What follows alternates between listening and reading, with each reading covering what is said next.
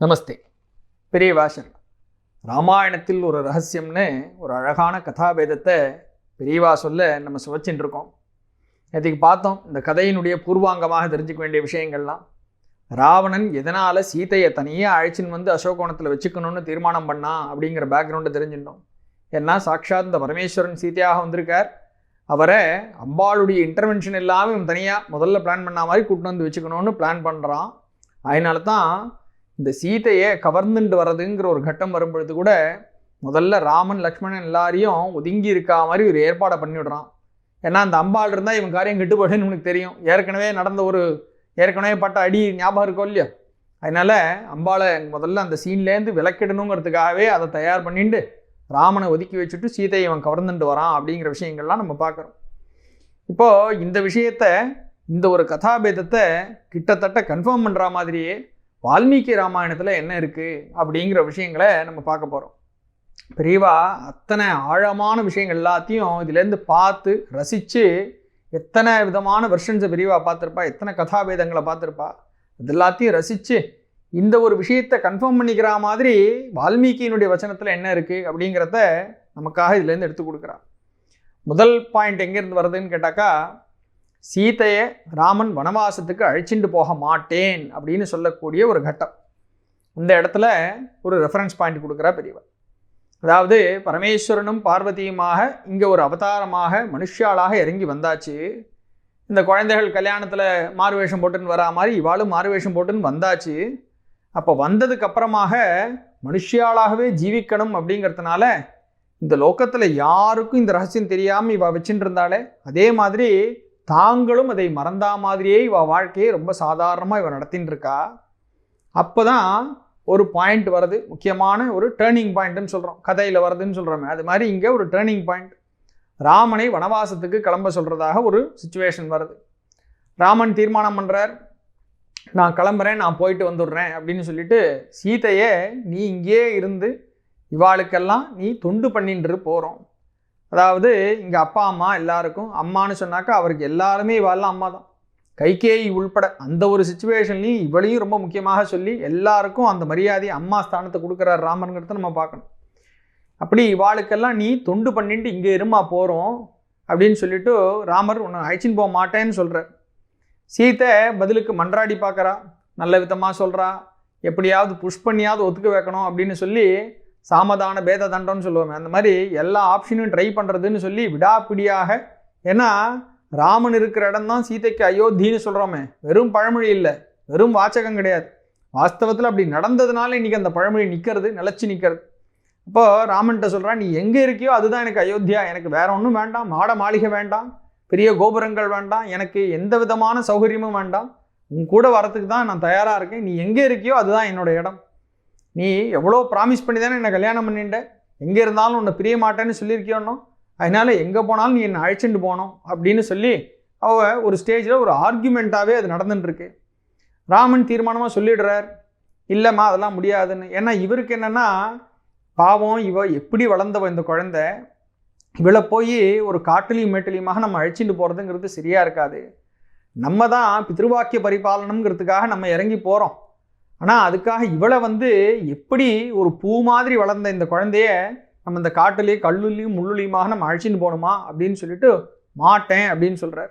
அவர் மனசில் அது இருக்கே வழிய சீதை கிட்ட என்ன வார்த்தைகளில் சொல்கிறாருனாக்கா, நம்ம போகிற இடம்லாம் பெரிய காடும் ஒரு ராட்சசாலெலாம் இருக்கிற இடங்களாக இருக்குது, அங்கே மிருகங்களுடைய தொந்தரவு ரொம்ப ஜாஸ்தியாக இருக்கும், இப்படிப்பட்ட அசுராளுடைய தொந்தரவு இருக்கும், எது எந்த நேரத்தில் நம்மளை தாக்கும்னுலாம் சொல்ல முடியாது, அப்படியெல்லாம் ரொம்ப பயங்கரமாக இருக்கக்கூடிய இடங்கள் இல்லையா, அங்கெல்லாம் நான் உன்னை கூட்டின்னு போக மாட்டேன், இங்கே துஷ்டாலாம் இருக்கிற இடம், அங்கெல்லாம் உன்னை எப்படி அழிச்சின்னு போகிறது அப்படின்னு சொல்லி ஒரு பயத்தை உண்டாக்கி உன்னெல்லாம் அழிச்சின்னு போக மாட்டேன்னு சொல்கிறதாக ராமர் முயற்சி பண்ணுறார். இதை கேட்ட உடனே சீதைக்கு ரொம்ப உணர்ச்சி பீரிட்டு வரதான். இந்த இடத்துல பெரியவா சொல்கிறா, மனுஷ மனசுலேயே ஏதோ ஒரு விஷயத்தை ரொம்ப நாள் நம்ம மறந்து போனா மாதிரி உள்ள புதைச்சி வச்சுருந்தா கூட ரொம்ப உணர்ச்சி மேலிட்டு அப்படின்னு சொல்லக்கூடிய ஒரு டைம் இருக்குது, உணர்ச்சி மேலிடக்கூடிய ஒரு சமயத்தில் அந்த எமோஷனல் மொமெண்ட்டில் ஒரு பர்ஸ்ட் ஆகிடுறது, வெளியில் வந்துடுறது. அந்த மாதிரி விஷயங்கள்லாம் ஆழ் மனசில் ஒழிச்சு வச்சுருக்கிற சில விஷயங்கள் கூட இப்படி மாதிரி எமோஷனல் மொமெண்ட்டில் வெளியில் டக்குன்னு இப்படி வந்து விழுந்துடும். அது மாதிரி ஒரு எமோஷ்னல் மொமெண்ட்டாக இந்த ஒரு பாயிண்ட் இருக்குது. அப்படி சீதை கிட்ட ராமன் இதை சொன்ன உடனே துஷ்டர்கள் மிருகங்கள்லாம் இருக்கிற இடம்லாம் அழிச்சுன்னு போக முடியாதுன்னு சொன்ன உடனே உணர்ச்சி பொங்கிண்டு வந்து ஒரு வார்த்தை சொல்லிடுறான். என்ன வார்த்தைனாக்கா, இவன் இங்கே வந்து தம் முன்னாடி இன்னும் பேசின்னு இருக்கிற ராமன்கிறது சாக்ஷாத் அம்பாளே தான் அப்படிங்கிறத ஞாபகப்படுத்துறதாக ஒரு வார்த்தை வருது சீதையினுடைய வாயிலிருந்து. இதை தான் வால்மீகி ராமாயணத்திலே இருக்கக்கூடிய அந்த ஸ்லோகத்தை பிரிவாக எடுத்து மேற்கோள் காட்டுறான். கிம் துவா அமன்யத வைதேகா பிதாமே மிதிலாதிபா ராமஜாமாதரம் பிராப்பிய ஸ்திரியம் புருஷ விக்கிரகம்னு ஒரு வார்த்தை சொல்கிறான். கோபிச்சுண்டு சொல்கிறான். ஆத்துக்காரர்கிட்ட இந்த அளவுக்கு ஒரு ரைட்ஸ் எடுத்துட்டு, ஏன்னா எப்படியாவது அவரை கன்வின்ஸ் பண்ணி கூட்டின்னு போக வைக்கணும்னு தீர்மானம் பண்ணியிருக்காளோ இல்லையோ, அதனால கோபிச்சுட்டு சொல்கிறதா ஒரு வார்த்தை சொல்கிறா. கிம் துவா அமன்யத வைதேகா, விதேக தேசத்து அரசனாக வைதேகன்னு சொல்லக்கூடியதான எங்கள் அப்பா இருக்காரு, பிதா மே மிதிலாதிபா, மிதிலையின் அதிபனாக இருக்கக்கூடிய என்னுடைய அப்பா இருக்காரே ஜனகர், அவர் என்ன நினச்சிண்டு என்னை உனக்கு கல்யாணம் பண்ணி கொடுத்தாருன்னு தெரியலையே. ராம ஜாமாதரம் பிராப்பிய, ராமன்னு சொல்லக்கூடிய உன்னை ஜாமாதாவாக மாப்பிள்ளையாக அவருக்கு கிடைக்கிறதுக்கு என்ன உனக்கு கல்யாணம் பண்ணி கொடுத்தாரு. அவர் என்ன நினச்சிட்டு கல்யாணம் பண்ணி கொடுத்தாரு எனக்கு தெரியலையே, இப்படி உனக்கு போய் என்ன கல்யாணம் பண்ணி கொடுத்துட்டாரே அப்படிங்கிறான். ஏன் உனக்கு போயினாக்கா பாக்கி லாஸ்ட் வரக்கூடியதான் முக்கியமான வார்த்தை, ஸ்திரியம் புருஷ விக்கிரகம் அப்படின்னு அடிக்கிறான். அதாவது புருஷ விக்கிரகத்தில் இருக்கக்கூடிய வாஸ்தவமாக உள்ளுக்குள்ள ஸ்திரீயாக இருக்கக்கூடிய ஒரு புருஷன் அல்லவா நீ அப்படின்னு சொல்லிட்டான். ஆத்துக்காரர் கோச்சின்னு சொல்கிறாளாம், நீ பார்க்கறதுக்கு தான் ஆம்பளை மாதிரி இருக்க, உள்ளுக்குள்ள நீ இவ்வளோ பயந்து நடுங்கிட்டுனா உட்காண்டிருக்க, மிருகங்கள் இருக்குது, துஷ்டால் இருக்குது, அங்கே கூட்டின்னு போக மாட்டேன்னு சொல்கிறியே, உள்ளுக்குள்ள ஒரு பெண்ணாக இருக்கக்கூடிய வெளித்தோற்றத்தில் ஆணாக இருக்கக்கூடிய ஒரு பெண் இல்லையா நீ அப்படின்னு ஒரு வார்த்தை சொல்கிறா சீதை. ராம ஜாமாதரம் பிராப்பிய ஸ்திரியம் புருஷ விக்கிரகம்னு ஒரு வார்த்தை பிரிவா சொல்கிறா. இந்த உணர்ச்சி மேலிடக்கூடிய இந்த கட்டத்தில் தான் சீதையின் மனசுக்குள்ள உள்ள ஆழத்தில் ஒளிஞ்சிருக்கக்கூடிய ரகசியம்தான் இங்கே வெளியில் வார்த்தையாக வெளியில் வந்துருத்துன்னு எனக்கு தோன்றுறது அப்படிங்கிற. என்ன அப்படிப்பட்ட ரகசியம்? இவா ரெண்டு பேரும் சாக்ஷாத் பார்வதி பரமேஸ்வரால் தான் ராம சீதையாக இங்கே அவதாரம் பண்ணியிருக்கா அப்படிங்கிறத இவாளே மறந்து போன மாதிரி தானே இவள் வாழ்க்கையை நடத்தின்னு இருக்கா. இப்போ ஒரு கட்டம் வந்துருத்து, இங்கே ராமன் மட்டும் பிரிஞ்சு தனியாக போகிறதாக ஒரு கட்டம் வந்துருத்து. இப்போது இந்த உணர்ச்சி மேலிடக்கூடிய தருணத்தில் இவ மனசில் ஒளிச்சு வச்சுட்டு இருந்த அந்த ரகசியத்தை வார்த்தைகளில் வெளியில் கொண்ட இறக்கிடுறா சீதை. அதாவது பரமேஸ்வரன் வெளியில் கொண்ட கொட்டுறார். ஏன் கொட்டுறாருன்னா, இங்கே நம்மளுடைய அவதார காரணம் என்ன? இந்த ராவண வதம், ராட்சசர்களை அழிக்கிறது. இப்படிப்பட்ட ஒரு காரியம் நடக்கணும்னு சொன்னாக்கா, ஏ ராமா, நீ மாத்திரம் காட்டில் போய் உக்காண்டாக்கா எப்படி இது நடக்க போகிறதுன்னு நினைக்கிற அப்படின்னு இந்த விஷயத்தை சீதையினுடைய வாக்காக அந்த ஹிண்ட்டை எடுத்து கொடுக்கறதாக இங்கே ஒரு வார்த்தைகள் வருது. அதனால தான் ஸ்திரியம் புருஷ விக்கிரகம்னு சொல்லி ஞாபகப்படுத்துகிறாராம் இங்கே பரமேஸ்வரன். ஹே ராமா, நீ யாருன்னு நினச்சிட்டு இருக்க, நல்லா ஞாபகம் வச்சுக்கோ, மறந்துடாத.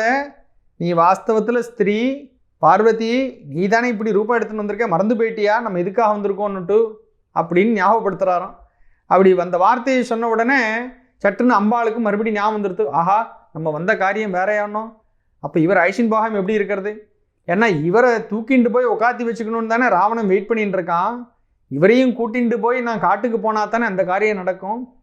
அப்போ சீதையை கவர்ந்துட்டு போகிறது, அதுக்கப்புறம் ராவணன் மேலே நான் படையெடுக்கிறது எல்லாமே அதுக்கப்புறம் தானே நடக்க முடியும் அப்படின்னு சொல்லி அந்த ஞாபகம் ராமனுக்கு அங்கே வந்து தான். அதனால் அந்த ஒரு சர்க்கம் முடியும் பொழுது எல்லாத்தையும் கேட்டுட்டு சரி உன்னை அழைச்சிட்டு போகிறேன்னு இவர் ஒத்துக்கிறார்னு இந்த ஒரு பாயிண்ட்டை காமிக்கிறார். அப்போ வால்மீகியினுடைய வச்சனத்திலேயே இங்கே கிளியராக ஸ்திரியம் புருஷ விக்கிரகம், புருஷ ரூபத்தில் இருக்கக்கூடிய ஒரு பெண் நல்லவா நீ அப்படின்னு தெரிஞ்சுக்காமல் உனக்கு என்ன கல்யாணம் பண்ணி கொடுத்துட்டாரே அப்படிங்கிற வார்த்தைகளில் உள்ளுக்குள்ளே இந்த விஷயமும் ஒளிஞ்சின்னு இருக்குன்னு இந்த ஒரு அழகான நயத்தை பிரிவாக எடுத்து கொண்டு வரா. அதே மாதிரி இன்னொரு இடம் காமிக்கிறார். இதே விஷயத்துக்கு ஒரு சப்போர்ட்டாக இன்னொரு இடம் சுந்தரகாண்டத்தில் வரக்கூடிய ஒரு ஸ்லோகம். ஹனுமன் சீதையை தேடி லங்காபுரிக்கு வந்துவிட்டார். வந்துட்டு அங்கே இருக்கக்கூடிய ராட்சசாலெல்லாம் எப்படி கவனிக்கணுமோ அவளெல்லாம் கொஞ்சம் கவனிச்சுவிட்டு ராவணனை பார்க்கணுன்னு தீர்மானம் பண்ணிட்டவராக ஹனுமான் தானாகவே ஒரு முன் வந்து கட்டுப்பட்ட மாதிரி தயாராகிறார். ராவணனை போய் பார்க்கறது, இவன் யாருன்னு பார்க்கணுமே அப்படின்னு தீர்மானம் பண்ணிட்டவராக ஹனுமன் ரெடி ஆகிறார். இப்படிப்பட்ட ஒரு சூழல் இந்த பேக்ரவுண்டில் சுந்தரகாண்டத்தில் வரக்கூடிய ஒரு சிச்சுவேஷன் இது. அப்போ ராவணனுக்கு காதுக்கு நியூஸ் எட்டியாச்சு. ஏதோ ஒரு வானரம் இந்த மாதிரி நம்ம ஊருக்குள்ளே பூந்துடுத்து, இப்படி பெரிய டேமேஜ்லாம் பண்ணிடுத்து, ஏதோ வனத்தை எல்லாத்தையும் ரொம்ப டேமேஜ் பண்ணிடுத்து, ஒரு கார்டன் எல்லாத்தையும் கெடுத்து விட்டுடுத்து, நாசம் பண்ணிடுத்து, நம்ம ஆளுகளால் அவரை பிடிக்க முடியல, எவ்வளவோ கஷ்டப்பட்டு எப்படியோ ஒரு மாதிரி ட்ரை பண்ணி அவரை பிடிச்சி வச்சுருக்கோம், நீங்கள் அவசியம் பார்க்கணும் அப்படின்னு சொல்லி ராவணன்ட்ட சொல்கிறார்.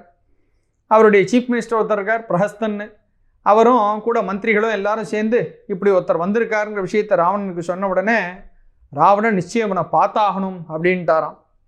அப்போது சபைக்கு அழைச்சின்னு வர சொல்லி ஏற்பாடு பண்ணு, நான் பார்த்தே ஆகணும், யார் இந்த வானரம் யார் இந்த கபீந்திரன்கிறத நான் பார்த்தாகணும் அப்படின்னு டிசைட் பண்ணிட்டு கோபத்தோட கோபம் கொப்புளிக்க ராவணன் அங்கே வரார். இந்த இடத்துல ராவணனை பற்றி சொல்லக்கூடியதாக அழகான ஒரு வாக்கியம் யூஸ் பண்ணுறார் வால்மீகி. ராவணோ லோக ராவணஹா அப்படின்னு ஒரு வார்த்தை கொடுக்குறார். இங்கே ராவணஹான்னு ஒரு வார்த்தை இருக்கே, அதுக்கு அர்த்தம் என்ன கொடுக்குறான்னாக்கா, எல்லாரையும் அழ வைக்கிறவனாக எவன் இருக்கானோ அவன்னு ஒரு அர்த்தம். அப்போ ராவணனுடைய பேரே எப்படி இருக்குன்னு பாருங்க, எல்லாரையும் அழ வைக்கிறதான் இவனுடைய வேலையே. அப்படி இருக்கிறவனாகத்தான் இந்த ராவணன் இருந்தான் அப்படின்னு சொல்கிறதாகவே லோகத்தை முழுக்க அழ வைக்கிறவனா இருந்தான். ராவணோ லோக ராவணஹா. அப்படி இருக்கக்கூடிய ராவணன் இந்த இடத்துல எப்படி வரானா, சராஜா ரோஷ தாம்ராட்சா.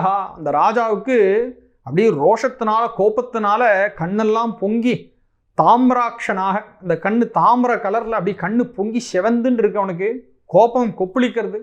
யாரா என் ஊருக்குள்ளே தைரியமாக நுழைஞ்சி இப்படிப்பட்ட டேமேஜ் பண்ணுறோமோ அப்படின்னு ஒரு கோபத்தோட இந்த ராஜா சபைக்கு வரான். அவரையும் அழைச்சிட்டு வரா ஹனுமனை. இப்போ இவரை பார்த்த உடனே இவன் ஒரு கேள்வி கேட்கணும், யார் நீ அப்படின்னு கேட்கணுமோ இல்லையா. இங்கே ராவணன் கேள்வி கேட்கறதுக்கு முன்னாடி மனசில் ஒரு விஷயத்தை நினைக்கிறானா, அந்த வாக்கை வச்சு பெரியவா இன்னொரு கனெக்ஷனை காமிக்கிறான். என்னங்கிறத நாளைக்கு பார்ப்போம். பெரியவா சார்.